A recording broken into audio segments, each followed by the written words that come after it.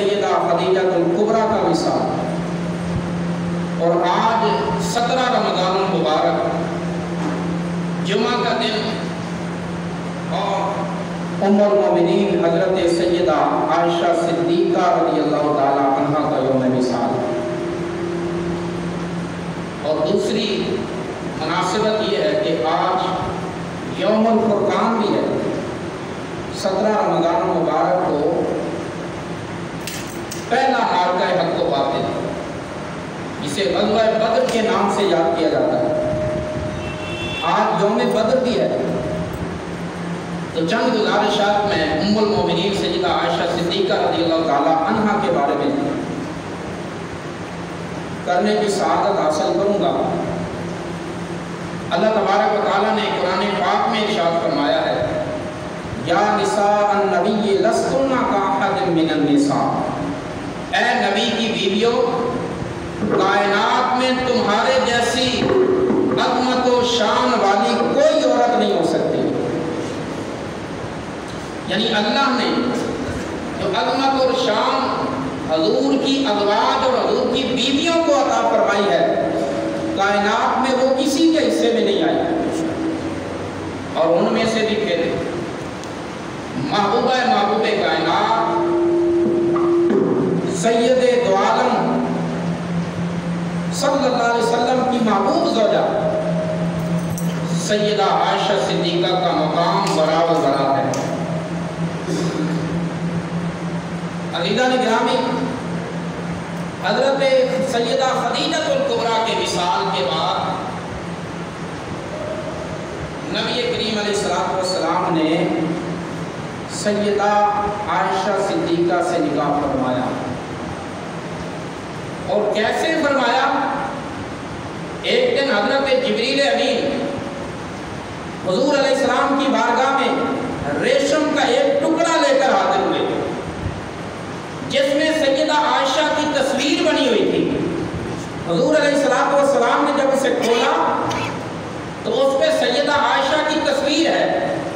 حضرت جبریل امین عرض کرتے ہیں، یا رسول اللہ، اللہ نے آپ کے لیے سلام بھی بھیجا ہے اور ساتھ یہ پیغام بھی بھیجا ہے کہ اللہ نے آسمانوں میں آپ کا نکاح عائشہ کے ساتھ کر دیا ہے، آپ زمینوں پہ بھی عائشہ کے ساتھ نکاح فرما لیں۔ جی آپ سبحان اللہ، بڑے دلی آدمی، اپنی ماں کی عظمت اور شان کو سن کر ہر انسان کا کلیجہ ٹھنڈا ہو جانا چاہیے۔ فرمایا کہ اللہ نے آسمانوں پہ آپ کا نکاح عائشہ کے ساتھ فرما دیا ہے، آپ زمینوں پہ بھی عائشہ کے ساتھ نکاح فرما لیں۔ یہ حضرت سیدہ خدیجہ کے وصال کے فوری بعد کی بات ہے۔ حضرت سیدہ خدیجہ کے وصال کے بعد حضرت خولہ بنت حکیم رضی اللہ تعالیٰ عنہ حضور کی بارگاہ میں حاضر ہو کے عرض کرتی ہیں، یا رسول اللہ، آپ نکاح فرما لیں۔ فرمایا کس سے کروں؟ تو عرض کرنے لگی، آپ چاہیں تو بیوہ سے فرما لیں، چاہیں تو کنواری سے فرما لیں۔ فرمایا کنواری کون ہے؟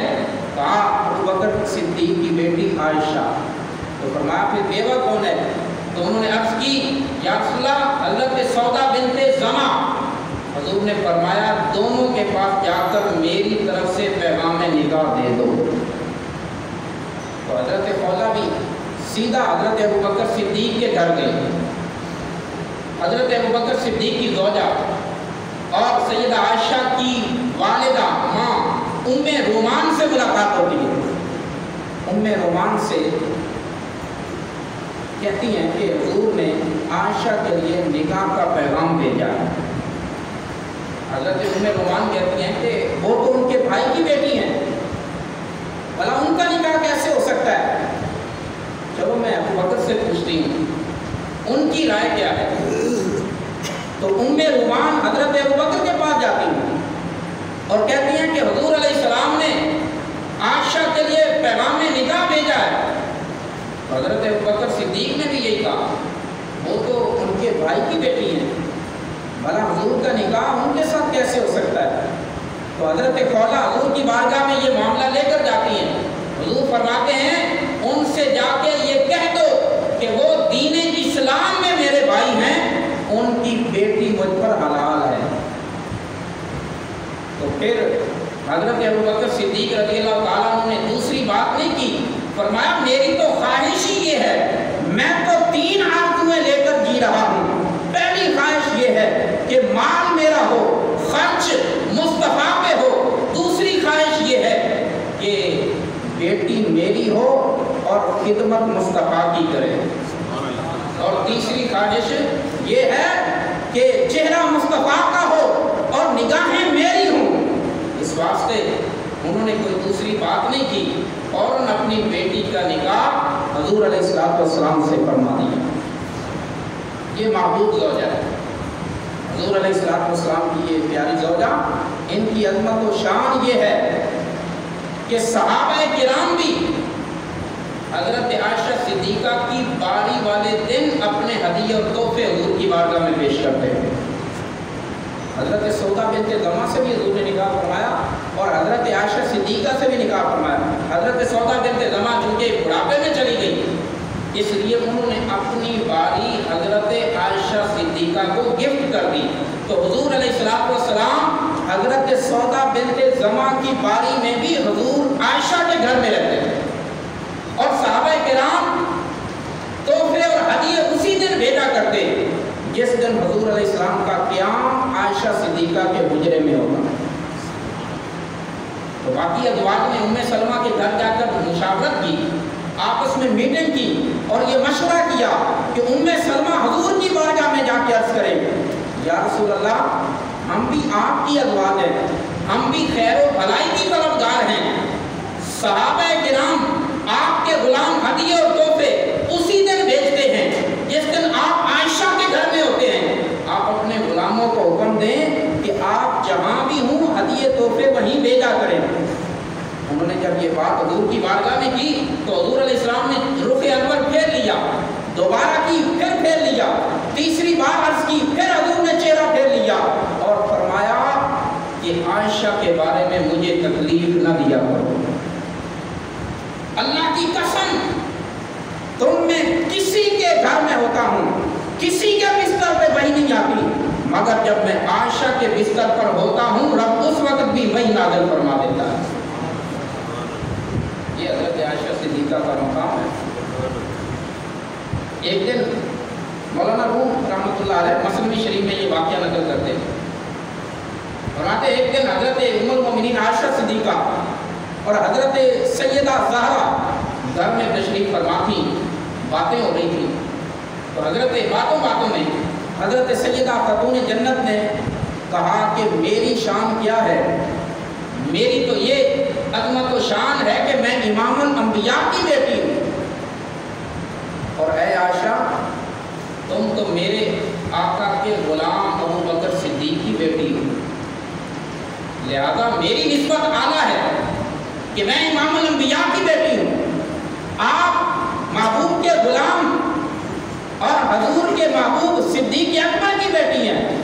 تو حضرت عائشہ صدیقہ رضی اللہ تعالی عنہ آپ فرماتی ہیں اس میں کوئی شک نہیں کہ آپ کی نسبت امام الانبیاء کی طرف ہے، آپ امام الانبیاء کی بیٹی ہیں اور میں صدیق اکبر کی بیٹی ہوں، مگر میں نے حضور سے یہ بھی سنا ہے کل قیامت کا دن ہوگا، پاک بیویاں پاک مردوں کے ساتھ جنت میں جائیں گی، پھر میرا مقام بھی تو دیکھو نا، جنت میں تم بھی جاؤ گی، جنت میں بھی جاؤں گی، مگر تیرے اور میرے جانے میں فرق ہوگا، جب تم جنت میں جاؤ گی تو تمہارا ہاتھ علی مرتضیٰ کے ہاتھ میں ہوگا، اور جب میں جنت میں جاؤں گی میرا ہاتھ امام الانبیاء کے ہاتھ میں ہوگا۔ اس لیے مولانا روم فرماتے ہیں با محمد من شوم تو با علی فرق کن دری اینو در آپ کے لیے، فرماتے ہیں کہ میں محمد کے ساتھ جاؤں گی تم علی کے ساتھ جاؤ گے، فرق تو اسی سے ظاہر ہے کہ مقام کس کا زیادہ ہے۔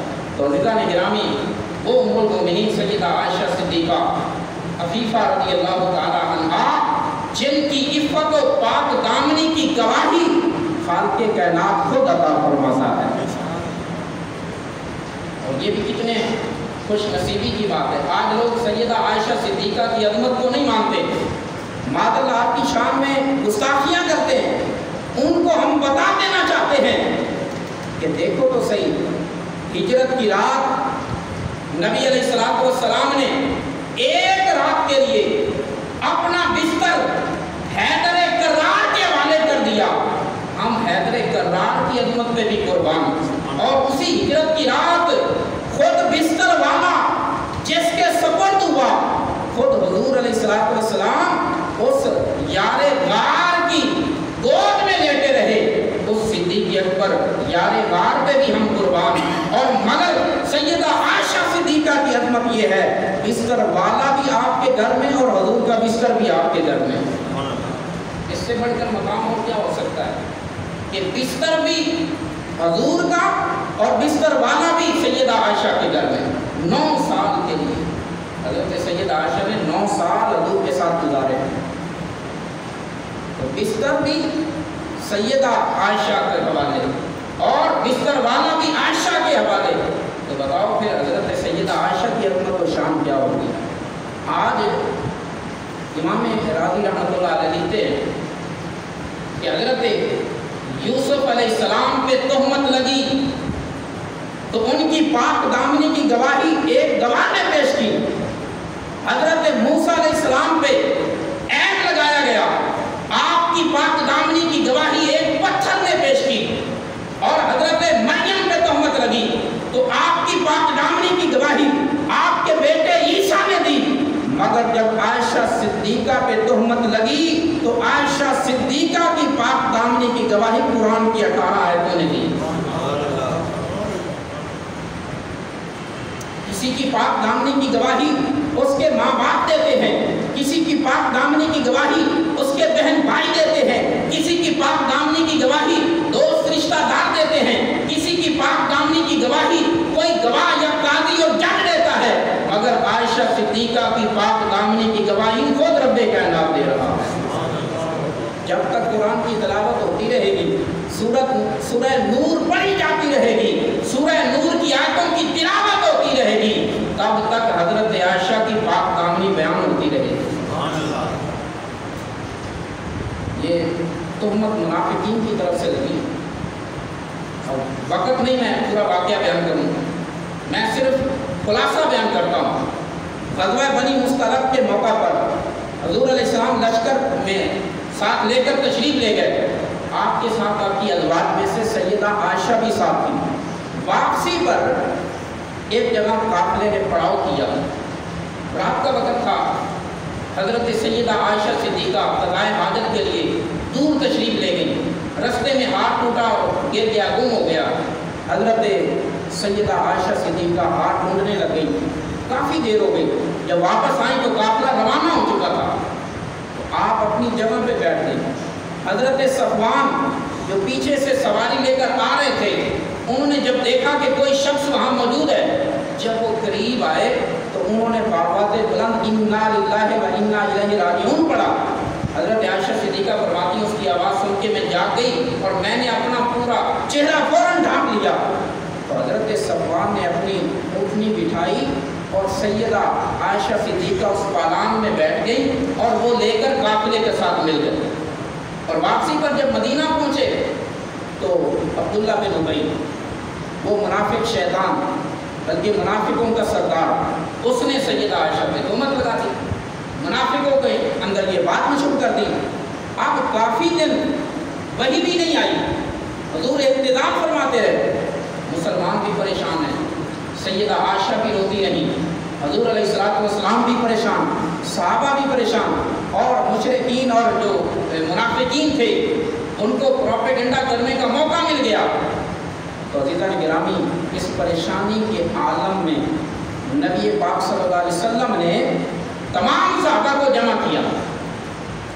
جمع کیا اور حضرت عمر فاروق سے پوچھا کہ اے عمر، تم میرے گھر والوں کے بارے میں کیا رائے رکھتے ہو؟ تو حضرت عمر بول اٹھے، کہتے ہیں یا رسول اللہ، میں تو یہ کہتا ہوں، میرا تو یہ ایمان ہے کہ جو آپ کے بدن پر آج تک میں نے ناپاک مکھی بیٹھتے ہوئے نہیں دیکھی، تو جو رب آپ کے بدن پر ناپاک مکھی بیٹھنا گوارا نہیں کرتا، وہ رب ناپاک گھر میں کیسے لا سکتا ہے؟ یہ حضرت عمر کیا ہے. پھر حضرت عثمان سے پوچھا تو حضرت عثمان رضی اللہ تعالیٰ عنہ نے بھی اسی طرح کا جواب دیا. عرض کی یا رسول اللہ آپ کے جسم اطہر کا سایہ نہیں، اس وجہ سے کہ کسی انسان کا قدم آپ کے سائے پر پڑ جائے اور کہیں بے ادبی نہ ہو جائے، تو جو رب آپ کے سائے کو زمین پہ نہیں پڑنے دیتا کہ کہیں بے ادبی نہ ہو جائے، وہ رب آپ کے گھر میں ناپاک عورت کو کیسے برداشت کر سکتا ہے؟ یہ حضرت عثمان کی رائے. اور پھر حضرت علی المرتضیٰ سے پوچھا تو مولا علی نے کیا کہا؟ عرض کی یا رسول اللہ ایک مرتبہ آپ کے نالین پر، آپ کے جوڑے شریف پر نجاست لگی تھی تو اللہ نے فوراً آیتیں اتار کے فرمایا اسے اتار دیجئے کہ کہیں اس نجاست کی وجہ سے آپ کا بدن آلودہ نہ ہو جائے. تو یا رسول اللہ جو رب آپ کے بدن کے ساتھ گندگی کو نہیں آنے دیتا وہ آپ کے حرم میں گندی عورت کو کیسے آنے دے گا؟ ناپاک عورت کو کیسے برداشت کر سکتا ہے؟ اور پھر حضرت اسامہ سے پوچھا. حضرت اسامہ رضی اللہ تعالیٰ عنہ آپ ہی یہ رائے دینے لگے، کہنے لگے کہ اللہ کی قسم حضور کے گھر والوں کے بارے میں سوائے خیر کے میں کچھ نہیں کہہ سکتا. پھر حضرت علی ہی کے مشورے سے حضور کی لونڈی حضرت بریرہ ان کو بلایا گیا کہ آپ بتائیں میرے گھر والوں کے بارے میں آپ کی رائے کیا ہے؟ تو حضرت بریرہ نے صرف اتنا کہا کہ یا رسول اللہ مجھے تو اتنا پتا ہے کہ وہ کم سن ہیں، حضرت عائشہ ابھی تھوڑی عمر کی ہیں اور آٹا گوندتے گوندتے سو جاتی ہیں اور بکری آ کے آٹا کھا جاتی ہے. ایک کمی میں نے دیکھی ہے، اس کے سوا اور کوئی عیب اور کمی میں نے عائشہ کے اندر نہیں دیکھی. اس کے سوا مجھے کچھ علم نہیں، میں نے نہیں دیکھا، بس ایک کمی دیکھی ہے وہ بیان کر دی. پھر حضور علیہ السلام منبر پہ جلوہ گر ہوئے اور خطبہ دیا اور فرمایا فواللہ ما علمت علی اہلی الا خیرا. اللہ کی قسم کھا کے کہتا ہوں میں بھی اپنے گھر والوں کے بارے میں خیر کے سوا کچھ نہیں جانتا. تو صحابہ کو بھی عائشہ کی پاک دامنی کا علم ہے، حضور کا بھی علم ہے. آج لوگ کہتے ہیں جو علم غیب پہ اعتراض کرتے ہیں حضور کے علم پہ، کہتے ہیں جی علم غیب ہوتا اور اپنے گھر والوں کی پاک دامنی کو جانتے ہوتے تو پریشان کیوں رہتے؟ حضور اتنے دن پریشان رہے. میں نے کہا ذرا عقل کے اندر سوچ کے تو دیکھو، حضرت عائشہ صدیقہ کو تو اپنی پاک دامنی کا علم تھا یا نہیں تھا؟ کہنے لگا جی انہیں تو اپنی پاک دامنی کا بالکل علم تھا، 100% علم تھا، یقین تھا کہ وہ پاک دامن ہے. میں نے کہا جب عائشہ صدیقہ کو علم ہے تو عائشہ صدیقہ کے شوہر امام الانبیاء کو علم نہیں ہے اور صحابہ کو علم ہے، اس لیے تو صحابہ گواہیاں دے رہے ہیں. حضرت عمر نے دی، حضرت عثمان نے دی، مولا علی نے دی، اسامہ بن زید نے دی، سب صحابہ نے پاک دامنی کی گواہی دی. میں نے کہا جب صحابہ کو حضور کے گھر والوں کی پاک دامنی کا علم ہے تو بتائیے پھر حضور کو علم نہیں ہے جب حضور خود بھی بیان کر رہے ہیں. اور پھر حضور علیہ السلام کی ایک حدیث بھی ہے ما بغت امرات نبی قط. حضور فرماتے ہیں 1.25 انبیاء میں سے کسی نبی کی بیوی نے آج تک بدکاری نہیں کی. یہ حدیث ہے. اب سن لیں کہ حضور علیہ السلام تو 1.25 نبیوں کی بیویوں کی پاک دامنی جانتے ہیں، تو کیا اپنے گھر والوں کی پاک دامنی کا علم نہیں تھا؟ جو یہ کہتے ہیں کہ جانتے ہوتے تو پھر پریشان نہ رہتے. بھائی پریشانی تو حضور کو ہوتی تھی جب کافر کیچڑ اچھالتے تھے، حضور کی بے ادبیاں کرتے تھے، اسلام کی اور صاحب اسلام کی توہین کرتے تھے. پریشانی تو ہوتی ہے اور عزت دار گھرانے کو ویسے بھی پریشانی ہوتی ہے، چاہے تھوڑی سی بھی تہمت لگ، چاہے جھوٹی بھی ہو، تہمت ہوتی بھی جھوٹی ہے، چاہے تھوڑا سا بھی کوئی کیچڑ اچھالے تو عزت دار لوگ ویسے ہی پریشان ہو جاتے ہیں. یہ تو عزت دار گھرانوں کا طریقہ ہے. پھر کہتے ہیں جی جناب والا ٹھیک ہے حضور کو علم تو تھا، تو پھر اتنے دن انتظار کرتے رہے اور جناب والا صحابہ کرام بھی خاموش رہے. تو عزیزان گرامی صحابہ کرام کو تو یقین تھا. تاکہ میں ایک روایت آپ کو یہ بھی سناتا ہوں. حضرت ابو ایوب انصاری رضی اللہ تعالیٰ بڑے محبوب صاحب مہربان رسول اپنی گھر والی کے پاس جاتے ہیں اور جا کے کہتے ہیں گھر والی سے تم نے سنا ہے جو حضور کے گھرانے کے بارے میں باتیں ہو رہی ہیں، تو تمہارا کیا خیال ہے؟ تو آپ کی گھر والی نے بڑا ہی زبردست جواب دیا. آپ کہتی ہیں بھلا یہ تو بتاؤ کہ اگر تم صفوان کی جگہ ہوتے تو کیا کرتے؟ تو حضرت ابو ایوب کہنے لگے میں تو کبھی بھی حضور کے حرم کے بارے میں اس طرح غلط سوچ ہی نہیں سکتا. تو آپ کہنے لگی اگر میں عائشہ کی جمع ہوتی تو اللہ کی قسم میں بھی حضور کی عزت پہ حرف نہ آنے دیتی. تو پھر فیصلہ یہ ہے، فرماتی پھر فیصلہ یہ ہے کہ صفوان تجھ سے افضل ہیں اور عائشہ مجھ سے افضل ہیں. جس طرح تو اور میں حضور کے حرم کے بارے میں غلط سوچنا بھی گوارا نہیں کر سکتے، تو بتاؤ پھر عائشہ حضور کے بارے میں کیسے گوارا کر سکتی ہے؟ یہ صحابہ کو یقین کامل تھا، لیکن لوگوں کو بتانا تھا، یہ منافقین پہ واقع کرنا مقصود تھا. کہیں یہ کہنے کا موقع انہیں نہ مل جائے کہ جب اپنے گھر کی بات آئی تو خود ہی صفائیاں دینے لگے.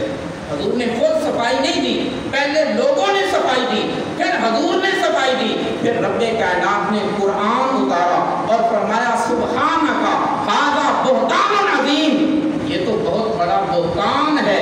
تو اس سے پتہ یہ چلا کہ حضرت عائشہ کی پاک دامنی کا یقین صحابہ کو بھی ہے، حضور علیہ الصلوۃ والسلام کو بھی ہے، بلکہ رب کائنات بھی عائشہ کی پاک دامنی کی گواہی دے رہا ہے.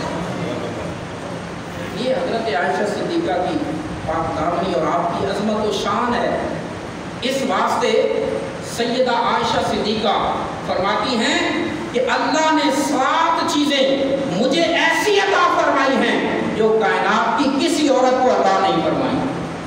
اب 7 تو ساری کی ساری شاید بیان کرنا مشکل ہو، میں چند ایک بتا دیتا ہوں. حضرت عائشہ صدیقہ فرماتی ہیں کہ اللہ نے مجھے یہ اعزاز بخشا ہے کہ آسمان سے جبریل امین میری تصویر لے کر آئے